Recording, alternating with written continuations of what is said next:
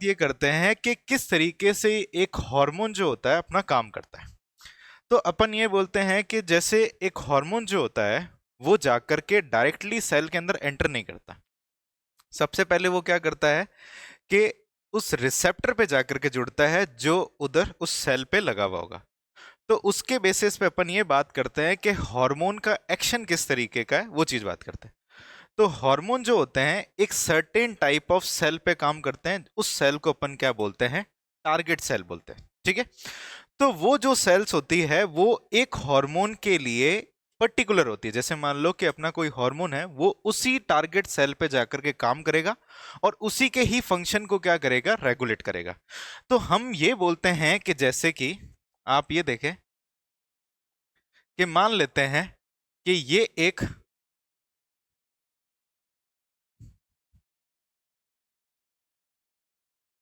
Hormone है और इस हार्मोन जा करके बाइंड होता है इस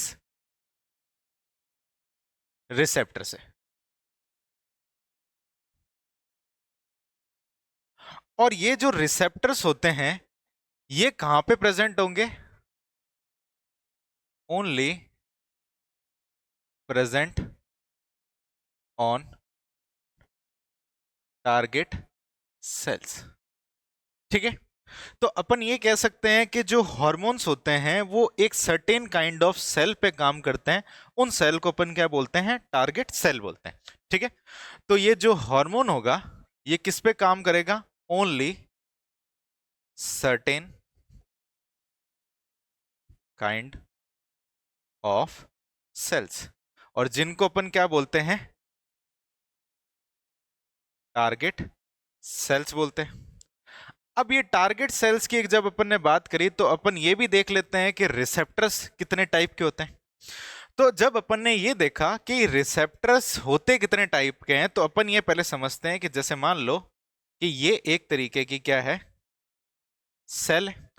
और ये जो आपको दिख रहा है ये सेल की क्या है? मेम्ब्रेन है। ये है सेल मेम्ब्रेन।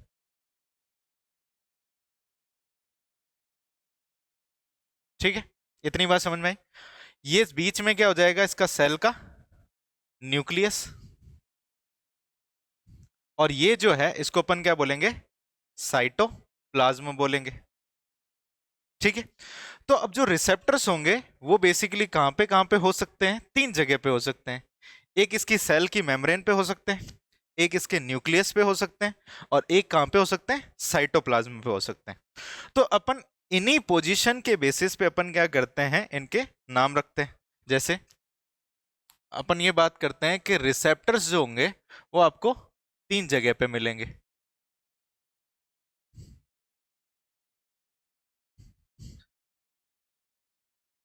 ठीक है। पहला बात करते हैं कि अपने सेल के ऊपर प्रेजेंट है, यानी सेल मेम्ब्रेन के ऊपर प्रेजेंट है। मान लो कि ये रिसेप्टर जो है इस सेल मेम्ब्रेन के ऊपर प्रेजेंट है। तो इस तरीके के रिसेप्टर्स को, ठीक है, ये जो रिसेप्टर्स हैं, ठीक है, इनको एक जो अपने सेल मेम्ब्रेन पे प्रेजेंट है उन रिसेप्टर्स को अपन बोलते हैं मेम्ब्रेन बाउंड रिसेप्टर्स बोलते हैं। ठीक है। जैसे कि अपन ने नाम में लिखा, यानी ऐसे रिसेप्टर जो किस पे लगे हुए हैं? मेम्ब्रेन पे लगे हुए हैं, उनको अपन क्या बोलेंगे? मेम्ब्रेन बाउंड रिसेप्टर्स बोलेंगे। अब मान लो कि कुछ रिसेप्टर्स जो हैं वो सेल के अंदर प्रेजेंट है, यानी साइटोप्लाज्म के अंदर प्रेजेंट है। मान लो यहाँ पे ये एक रिसेप्टर प्रेजेंट है, ये भी एक तरीके का क्या है? रिसेप्टर है।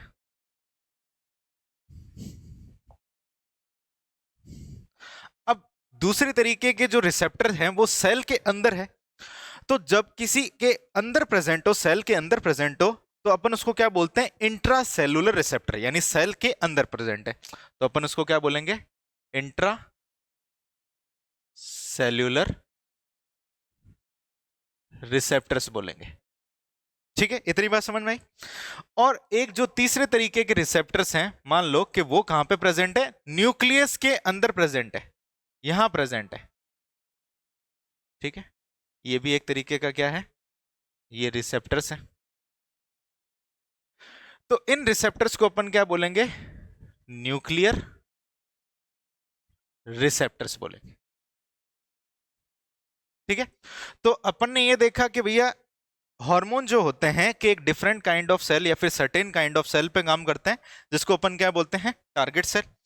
और टारगेट सेल के पास में क्या रहते हैं, रिसेप्टर्स रहते हैं। और ये रिसेप्टर्स जो होते हैं ये तीन पोजीशन पे लगे हो सकते हैं। एक हो सकता है इसकी मेम्ब्रेन पे लगे हो, एक हो सकता है इसके साइटोप्लाज्म में हो, और या हो सकता है इसके न्यूक्लियस में हो। तो उसके बेसिस पे अपन ने नाम दे दिए, कौन कौन से नाम दे दिए, एक दे दिया अपन ने मेम्ब्रेन बाउंड रिसेप्टर्स जो मेम्ब्रेन पे लगे हुए हैं, और एक अपन ने दे दिए इंट्रासेलुलर रिसेप्टर जो सेल के अंदर है, साइटोप्लाज्म में कहीं पे भी हो सकते हैं। ठीक है, और तीसरा अपन ने रिसेप्टर देखा जो न्यूक्लियस के अंदर है। ठीक है, वो होंगे न्यूक्लियर रिसेप्टर्स होंगे। ठीक है, इसको लिख लो। चलो ठीक है, अब आगे बात करते हैं अपने। ठीक है, तो देखो अपन ने ये पढ़ा कि भाई रिसेप्टर जो होंगे तीन टाइप के होंगे। अब अपन ये देखते हैं कि जब ये हॉर्मोन्स जो होते हैं रिसेप्टर के साथ में जुड़ने के बाद में एक्चुअली क्या तरीके का कॉम्प्लेक्स बनाते हैं और कैसे काम करते हैं। तो अपन ने ये पढ़ा था प्रॉपर्टीज के अंदर, ये देखा था कि जो हार्मोन होंगे वो डायरेक्टली क्या करेंगे, आपके उस सेल को अफेक्ट नहीं करेंगे, वो उसके साथ में जुड़ेंगे। ठीक है, लेकिन वो जो कॉम्प्लेक्स बनाते हैं वो आगे जाकर के उसके बायोकेमिकल और फिजियोलॉजिकल चेंजेस को क्या करते हैं, कंट्रोल करते हैं। जैसे अपन ने ये पढ़ा कि जैसे ये जो है अपना हार्मोन है। ठीक है, हार्मोन है, इसने क्या करा, जा करके किसके साथ में बाइंड हुए, ये बाइंड हो गए अपने पर्टिकुलर, ये मान लो इसका रिसेप्टर है, ये हो गया इसका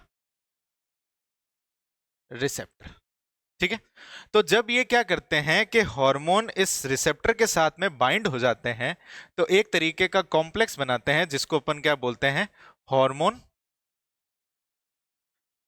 हार्मोन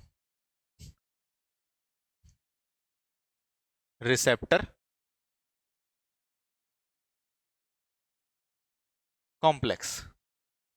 इतनी बात समझ में आई, यानी हार्मोन जब क्या करेगा, रिसेप्टर के साथ में बाइंड होगा तो क्या बनाएगा, हार्मोन रिसेप्टर कॉम्प्लेक्स बनाएगा। अब ये जो हार्मोन रिसेप्टर कॉम्प्लेक्स बनाए ये क्या करेगा, उस सेल के जितने भी बायोकेमिकल और फिजियोलॉजिकल फंक्शन है, बायोकेमिकल का मतलब जो भी उस सेल के अंदर रिएक्शन चल रही है, तो ये हार्मोन उस पर्टिकुलर रिएक्शन को क्या करेगा, कंट्रोल करेगा। और उस सेल की क्या करेगी, फिजियोलॉजिकल एक्टिविटी को क्या करेगा, कंट्रोल करेगा। मान लो सेल को ग्रोथ करना है तो ऐसा हार्मोन आएगा जो उस सेल की ग्रोथ को कंट्रोल करता है। तो ग्रोथ हार्मोन जैसे नाम का एक हार्मोन होता है, वो सेल की ग्रोथ को क्या करेगा, एनहांस कर देगा। तो वैसे ही क्या हुआ, ये हार्मोन रिसेप्टर कॉम्प्लेक्स बना। ठीक है, तो कुछ इस तरीके से ये कॉम्प्लेक्स बन जाता है। ये रिसेप्टर जो होता है ये ऐसे हार्मोन के साथ में जाकर के जुड़ जाता है। ठीक है, और जैसे ही जुड़ता है ये क्या करता है, उस जो टारगेट सेल होती है, टारगेट सेल के biochemical biochemical and physiological function को क्या करता है, रेगुलेट करने लग जाता है। फिजियोलॉजिकल फंक्शन को क्या करता है, कंट्रोल करने लग जाता है। इतनी बात समझ में आ गई। तो अल्टीमेटली हार्मोन कर क्या रहा है, उस सेल के साथ में जुड़ा, किसकी हेल्प से, उस रिसेप्टर की हेल्प से, और रिसेप्टर की हेल्प से जुड़ने के बाद में उसने कॉम्प्लेक्स बनाया, और कॉम्प्लेक्स बनाने के बाद में उस सेल के जितने भी बायोकेमिकल और फिजियोलॉजिकल फंक्शंस जो है उनको क्या कर रहा है, कंट्रोल कर रहा है। ठीक है, इस तरीके से क्या होता है, एक हार्मोन बेसिक तरीके से काम करता है। अब अपन ये पढ़ेंगे कि इसके अंदर के हार्मोन जो होते हैं, अपन ने ये बोला था कि वाटर सॉल्युबल भी होते हैं और फैट सॉल्युबल, यानी जिसको अपन लिपिड सॉल्युबल भी बोल सकते हैं। तो वाटर सॉल्युबल को मैं ये भी बोल सकता हूं कि जो लिपिड सॉल्युबल नहीं होते वो क्या हो जाते हैं, नॉन लिपिड सॉल्युबल, या फिर ठीक है वाटर सॉल्युबल भी होते हैं, और एक हो जाता है लिपिड सॉल्युबल। ठीक है, तो अपन ये देखते हैं कि जो हार्मोन्स होते हैं, ठीक है, दो टाइप के होते हैं।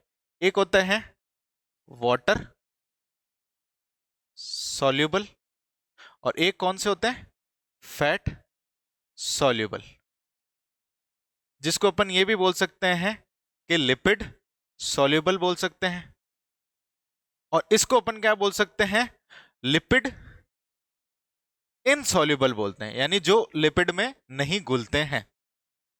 इतनी बात समझ में आई आपको? तो अपन ये दो तरीके के हार्मोन के अंदर अपन ने जो टोटल हार्मोन पढ़े थे, प्रोटीन हार्मोन और स्टेरॉइड हार्मोन। प्रोटीन में भी अपन ने अमीनो एसिड पढ़ा, शॉर्ट पेप्टाइड पढ़ा, लॉन्ग पेप्टाइड पढ़ा और ग्लाइकोप्रोटीन। तो इन दोनों को अपन क्या कर लेंगे, ऐसे अलग बाइफरगेट कर लेंगे। किसके बेसिस में? जो लिपिड में नहीं घुलते और वाटर में घुल जाते हैं, इसका मतलब। और एक को अपन इसके अंदर कर लेंगे कि भाई जो लिपिड में घुलते हैं और अपन ये बोलते हैं जो फैट में घुलते हैं। ठीक है, तो उसके बेसिस पे इसका क्या होगा, फंक्शन होगा, किस तरीके से ये काम करते हैं। तो अब इसको लिखो।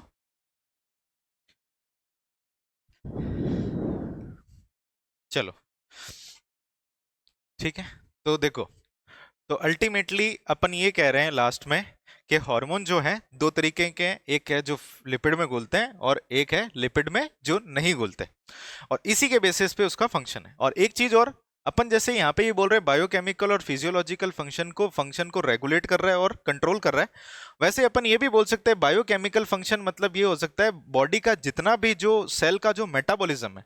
मेटाबॉलिज्म का मतलब ये हो गया कि जो बॉडी की जितनी भी रिएक्शन चल रही है, उस सेल की जितनी भी रिएक्शन चल रही है, उसको ये क्या करता है, कहीं ना कहीं तरीके से अफेक्ट करता ही है। ठीक है, चलो आगे अपन बात करते हैं कि कौन कौन से जो होते हैं अपने वाटर सॉल्युबल हार्मोन होते हैं और कौन कौन से जो होते हैं अपने लिपिड सॉल्युबल हार्मोन होते हैं। जैसे अपन ये बात करते हैं कि अपन ने एक हार्मोन का चार्ट बनाया था जिसमें प्रोटीन हार्मोन ये सब लिखे थे। अब उसमें देखो अपन ने ये लिखा था कि जो अमीनो एसिड डेरिवेटिव हार्मोन्स होते हैं, जैसे कि कौन होता है, थायरोक्सिन होता है, ठीक है ना, नॉर एपिनेफ्रिन होते हैं और एपिनेफ्रिन होते हैं। तो इनमें से जो थायरोक्सिन होता है, खास करके आइडोथायरोक्सिन, जिसको अपन आगे पढ़ेंगे, थायराइड ग्लैंड रिलीज करता है, T3 और T4 के नाम से भी जानते हैं। तो ये जो हार्मोन होते हैं लिपिड सॉल्युबल होते हैं।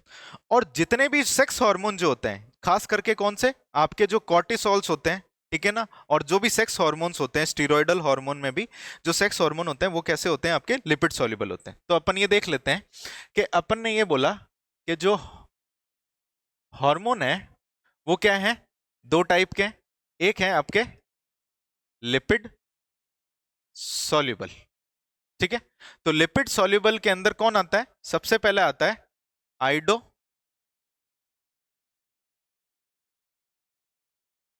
थायरोक्सिन, और आइडो थायरोक्सिन में T3 और T4, ठीक है, ये दोनों आते हैं। दूसरी चीज अपन ये बोलते हैं कि जितने भी जो सेक्स हार्मोन होते हैं वो आते हैं इसके अंदर। और तीसरा कॉर्टिसोल, ठीक है, कॉर्टिसोल नाम का जो हार्मोन होता है एड्रिनल ग्लैंड से निकलता है, वो आता है। और ये दोनों के दोनों क्या होते हैं, कॉर्टिसोल और सेक्स हार्मोन जो होते हैं एक तरीके के क्या है, स्टीरॉयड हार्मोन है। ठीक है, इतनी बात समझ में आ गई। तो इसमें से आपका क्वेश्चन पूछा जाता है नीट के अंदर कि कौन कौन से लिपिड सॉल्युबल है और कौन कौन से आपके वाटर सॉल्युबल है। अब अपन ये बात करते हैं दूसरी तरफ कि भाई कि जो लिपिड इनसॉल्युबल कौन कौन से हैं।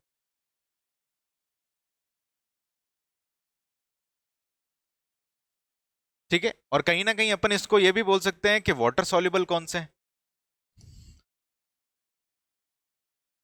ठीक है, तो देखो लिपिड सॉल्युबल और लिपिड इनसॉल्युबल की अगर जब अपन बात करते हैं तो जितने भी पेप्टाइड हार्मोन होते हैं, हालांकि ये भी पेप्टाइड हार्मोन है, लेकिन इसके अलावा जितने भी पेप्टाइड हार्मोन होते हैं, पेप्टाइड और प्रोटीन हार्मोन जो होते हैं वो किस में आते हैं, आपके लिपिड इनसॉल्युबल में आते हैं।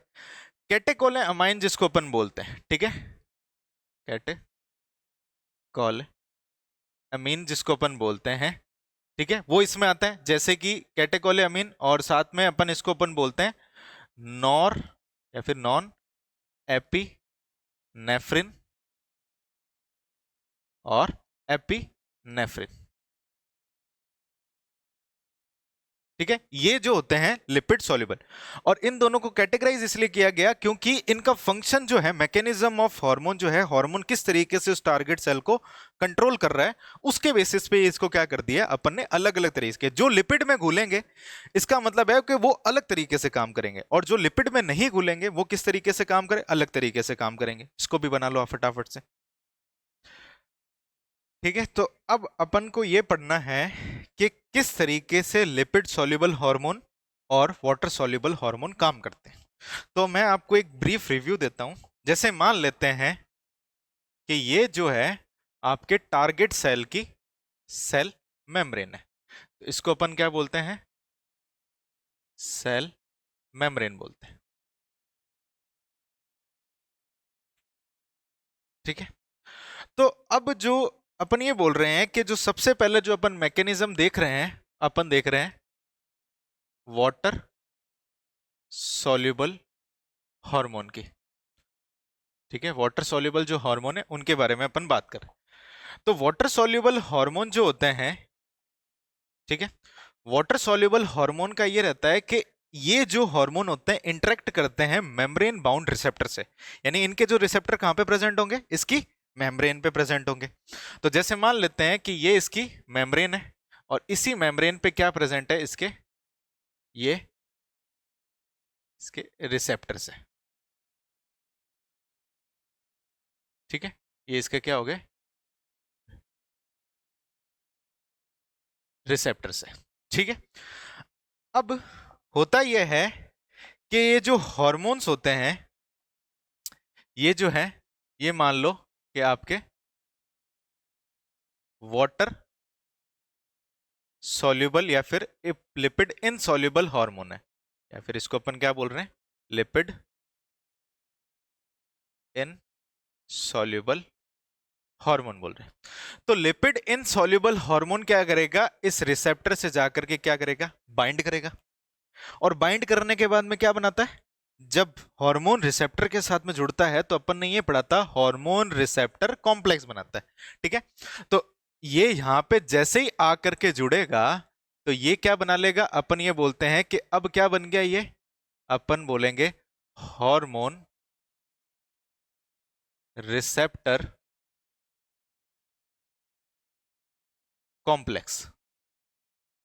ठीक है, बन गया। तो अपन ने प्रॉपर्टीज में ये पढ़ा था, या फिर हार्मोन जब स्टार्ट करा था तो अपन ने ये बोला था कि हार्मोन एक तरीके का क्या होता है? प्राइमरी मैसेंजर होता है। यानी किसी ग्लैंड से निकला एज ए मैसेज के रूप में, पहली बार मैसेज निकला, इसलिए अपन इसको क्या बोल रहे हैं? Primary messenger. और केमिकल मैसेंजर भी बोलते हैं। तो ये खुद क्या है? एक तरीके का अपन ये बोल सकते हैं कि ये क्या है? आपके प्राइमरी मैसेंजर है। इतनी बात समझ में आई? अब अपन ने ये पढ़ा था कि हार्मोन जो होते हैं टिश्यू के अंदर, या फिर अपन बोलते हैं उस सेल के अंदर एंटर नहीं करते, लेकिन कैसे रेगुलेट करते हैं? अपने रेस्पॉन्स के द्वारा ये क्या करते हैं, या फिर मैसेज के द्वारा उसको अपन क्या करते हैं? ये रेगुलेट करते हैं। तो जब अपन ये इससे जाकर के जुड़ता है तो जुड़ने के बाद में क्या होता है? इसकी सरफेस पे क्या होती है? एक प्रोटीन होती है जिसको अपन बोलते हैं जी प्रोटीन। तो ये होती है जी प्रोटीन। ठीक है भाई, इतनी बात समझ में आई? ये जी प्रोटीन होती है। ये जी प्रोटीन क्या होती है? सरफेस प्रोटीन होती है। यानी ये जो प्रोटीन होती है सरफेस पे पड़ी रहती है। इतनी बात समझ में आ गई? अब ये प्रोटीन क्या करता है? एक तरीके के एंजाइम को रिलीज करवाता है। एंजाइम रिलीज होता है। इस एंजाइम का नाम होता है एडिनाइल एडिनाइल साइक्लेज। ठीक है, इतनी बात समझ में आई आपको? सबसे पहले क्या हुआ? आपके हार्मोन जो है एज ए प्राइमरी मैसेंजर के रूप में आया। ठीक है, फॉर्म में आया, रिसेप्टर के साथ में जुड़ा। और ये रिसेप्टर खुद कैसा है? Membrane bound receptor. Membrane bound receptor है। तो मेम्ब्रेन बाउंड रिसेप्टर से जुड़ने के बाद में इसने क्या करा? आपके इस हार्मोन रिसेप्टर कॉम्प्लेक्स बनाया। अब हार्मोन रिसेप्टर कॉम्प्लेक्स जैसे ही बनेगा तो उस सेल के अंदर कुछ ना कुछ चेंजेस, रेस्पॉन्स जनरेट होगा।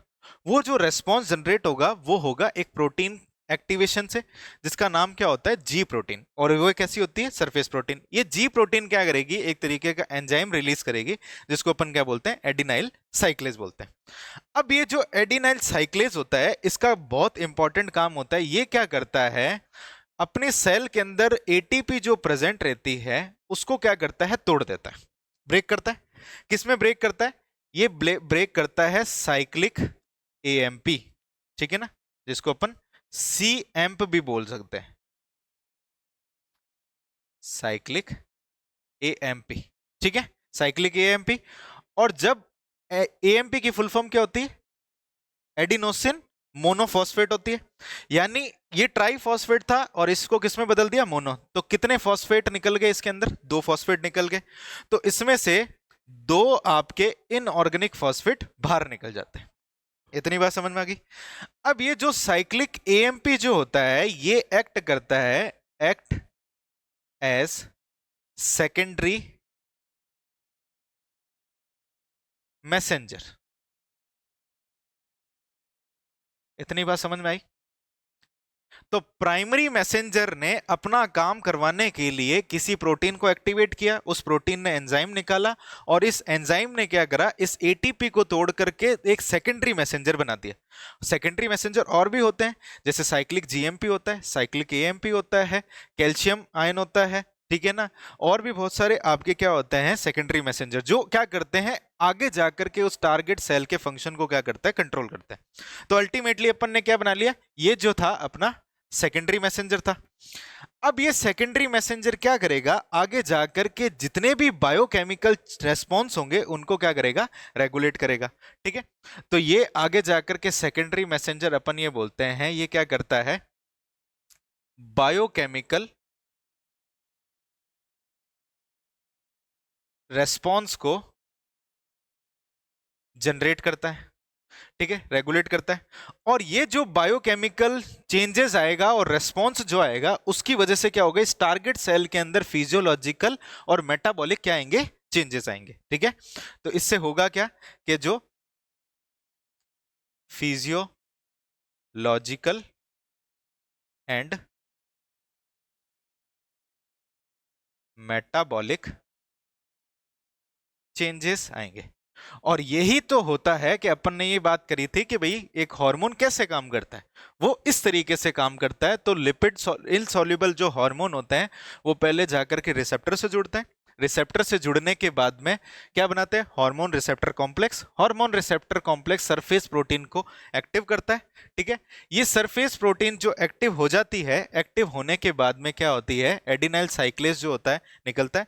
एडिनाइल साइक्लेज जो होता है वो क्या करता है? आपके एटीपी को आपके साइक्लिक एएमपी में कन्वर्ट करता है और 2 इनऑर्गेनिक फॉस्फेट निकलते हैं। उसकी वजह से क्या होता है? बायोकेमिकल रेस्पॉन्स होता है और इसी से ही क्या होती है? फिजियोलॉजिकल और मेटाबॉलिक चेंजेस आते हैं, ठीक है। और भी है इसमें, आप इसको इतना नोट करो।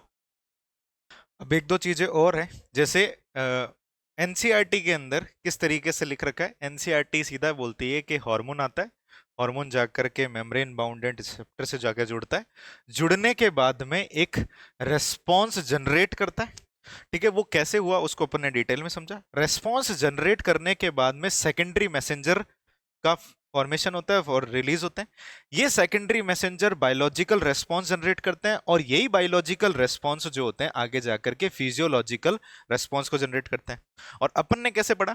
कि अपन ने ये पढ़ा, थोड़ा डिटेल में पढ़ा। अगर आपसे क्वेश्चन पूछ भी लेता है तो आपको बेसिक उसका पता होना चाहिए, ठीक है। जी प्रोटीन ने क्या करा? एंजाइम रिलीज करा। एंजाइम ने क्या करा? इसको तोड़ा। तोड़ने के बाद में ये जो था सेकेंडरी मैसेंजर की तरह काम कर रहा है और यही secondary messenger biological response generate कर रहा है और एक तरीके से बायोकेमिकल रेस्पॉन्स भी जनरेट कर रहा है। तो अपन इसको ये भी लिख लेते हैं, बायोलॉजिकल रेस्पॉन्स जनरेट कर रहा है, ठीक है। और यही बायोलॉजिकल रेस्पॉन्स क्या कर रहा है? फिजियोलॉजिकल चेंजेस या फिर फिजियोलॉजिकल रेस्पॉन्स को भी जनरेट कर रहा है। अब एक चीज ऐड ऑन और कर लेते हैं अपने, अगर थोड़ा सा डिटेल में ये पढ़ लेते हैं। ये साइक्लिक एएमपी क्या करता है, किस तरीके से बायोलॉजिकल रेस्पॉन्स को जनरेट करता है? ये क्या करता है? एक एंजाइम होता है जिसका नाम होता है प्रोटीन काइनेस। Protein kinase. तो ये साइक्लिक एएमपी, ये प्रोटीन काइनेस जो इनएक्टिव रहता है उसको किस में कन्वर्ट कर देता है? एक्टिव फॉर्म के अंदर। और जैसे ही ये एक्टिव फॉर्म के अंदर कन्वर्ट होता है तो ये क्या करता है? इस बायोलॉजिकल रेस्पॉन्स को जनरेट कर देता है। तो अल्टीमेटली साइक्लिक एएमपी ने क्या किया? एनसीईआरटी के अकॉर्डिंग डायरेक्ट किया और अपने अकॉर्डिंग अपन क्या बोल रहे हैं? इसने प्रोटीन काइनेस नाम का एंजाइम को इनएक्टिव से एक्टिव किया और इसने क्या करा? पूरा का पूरा प्रोसेस को आके जाकर के आपके कंट्रोल कर लिया या फिर रेस्पॉन्स जनरेट किया। अब जैसे कि अपन ये देख रहे हैं कि देखो, हार्मोन आया एक, जैसे मान लो कि एक रिसेप्टर ही है, अपन मान के चलते हैं एक रिसेप्टर से एक हार्मोन मॉलिक्यूल जुड़ा। इस एक हार्मोन मॉलिक्यूल ने पता नहीं कितने जी प्रोटीन को एक्टिवेट किया होगा। उस जी प्रोटीन से कितने सारे आपके एडिनाइल साइक्लेज निकले होंगे। उस एडिनाइल साइक्लेज से कितनी सारी एटीपी जो होंगे वो आपके ब्रेक होंगे, और कितने सारे एटीपी से कितना सारा जो बायोलॉजिकल रिस्पांस एक साथ में होगा। तो जैसे क्या होता है, अपन ये बोलते हैं कि जो जब ये सीरीज ऑफ चेन चलती है, जब अपन क्या बोलते हैं एक ही मॉलिक्यूल से मल्टीपल रिएक्शन कंट्रोल होती है, इस तरीके की रिएक्शन को अपन बोलते हैं कैस्केड रिएक्शन बोलते हैं। क्या बोलते हैं अपन इसको? कैस्केड रिएक्शन बोलते हैं, ठीक है। और अल्टीमेटली प्राइमरी मैसेंजर ने यहां पे अपने मैसेज को बढ़ाया है, ठीक है। तो बढ़ाने का मतलब क्या होता है? अपने मैसेज को एम्पलीफाई किया है। तो इस तरीके की रिएक्शन को अपन क्या बोलते हैं? एम्पलीफिकेशन रिएक्शन भी बोलते हैं।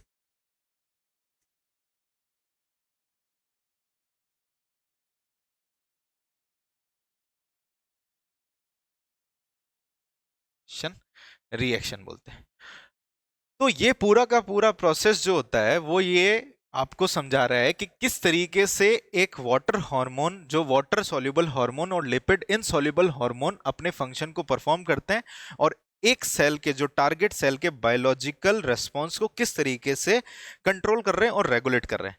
हार्मोन ने खुद ने एंट्री नहीं ली, हार्मोन ने क्या करा? अटैच होकर के अपने मैसेंजर को एक्टिवेट किया, ठीक है।